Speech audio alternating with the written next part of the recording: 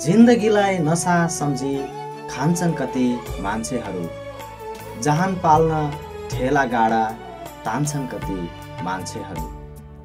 आफ्नै देशमा नाच्न गाउन कति रहर हुँदो होला, रुँदा रुँदै देश छोडी जान्छन् कति मान्छेहरू। जदौ नमस्ते नमस्कार। ब्रदर्स प्रोडक्सनको प्रस्तुति कार्यक्रम कलमका आवाजहरूमा म कार्यक्रम सञ्चालक रेगन एलेक्स तपाईँ सबै दर्शक श्रोता महानुभावहरूलाई स्वागत गर्न चाहन्छु।